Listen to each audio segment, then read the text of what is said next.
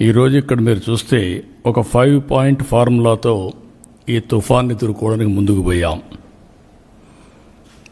0 deaths ఉండాలని చెప్పి కోరుకున్నాం. ఎక్కడ ఎవరు చనిపోకూడదు. అదే సమయంలో ఆస్తి నష్టం, ప్రాణ నష్టాన్ని పూర్తిగా కాపాడాలని ముందుకు పోయాం. ఎప్పుడైతే ఇది పెట్టుకొని పోయామో ఒక 5 పాయింట్స్లో మీరు చూస్తే monitoring, alert mechanism, rescue operations, rehabilitation, normalcy, ఈ 5 ప్రిన్సిపల్స్ పెట్టుకొని వెళ్ళాం. తుఫాన్ని వచ్చినప్పటి నుంచి ట్రాకింగ్ మొదలుపెట్టాం. ఐఎండి మిగిలినవన్నీ ట్రాక్ చేసాం.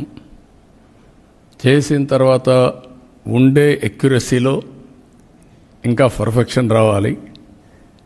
దానికోసం ప్రయత్నం చేస్తున్నాం. ఉండే ఎక్యురసీతో ఎక్కడికక్కడ రియల్ టైం మనం డెవలప్ చేసిన అవేర్. ఒక ఎగ్జాంపుల్ మాత్రం రెయిన్ఫాల్ అవర్లీ, ఏ రెయిన్ గేజెస్లో ఎంత రెయిన్ పడిందో చూసుకొని అక్కడి నుంచి ఫ్లడ్ మేనేజ్మెంట్ మొదలుపెట్టాం. రిజర్వాయర్స్ కానీ, విలేజెస్ కానీ, చెరువులు కానీ, మొత్తం వాటర్ బాడీస్ అన్నీ తీసుకొని చేశాం.